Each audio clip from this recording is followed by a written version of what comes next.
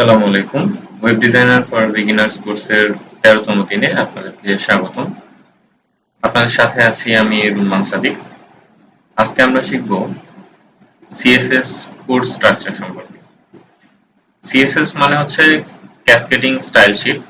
এই সিএসএস এর মাধ্যমে আমরা ওয়েব পেজের বিভিন্ন স্টাইল নিজেদের মতো করে নিতে পারি।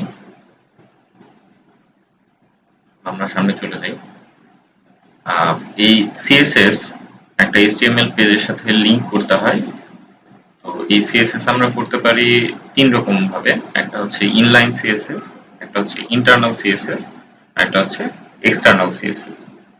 তো আমরা প্রথমে দেখি যে ইনলাইন সিএসএস টা কিভাবে করে। তো আমরা যদি কোডে চলে যাই, আমরা এখানে ডে 13 এ আসি।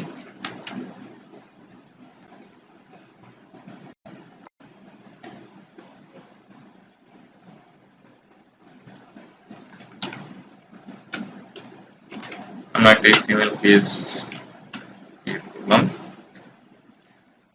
আচ্ছা, আমরা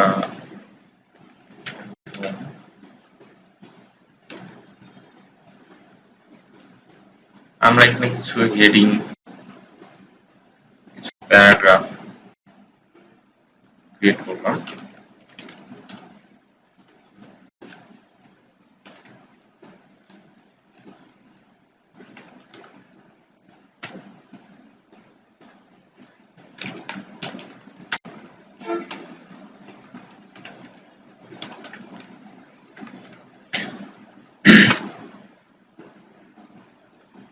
আমরা এরকম আরো কিছু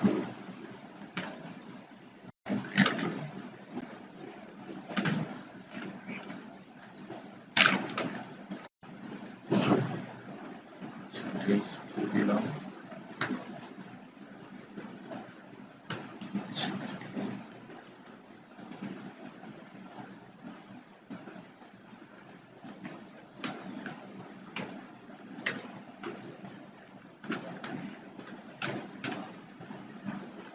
আচ্ছা, এরকম কিছু একটা থাকলো। এটা যদি আমরা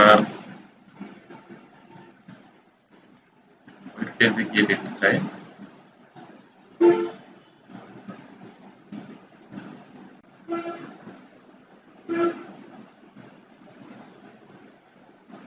তো আমাদের কিছুটা এরকম দেখাবে। এটাকে যদি আমি বিভিন্ন স্টাইল দিতে চাই, তাহলে যেটা করতে হবে, আমাদের এখানে সিএসএস ইউজ করতে হবে। ধরা যাক আমরা এখানে প্রথম হেডিংটার কালার চেঞ্জ করতে যাচ্ছি।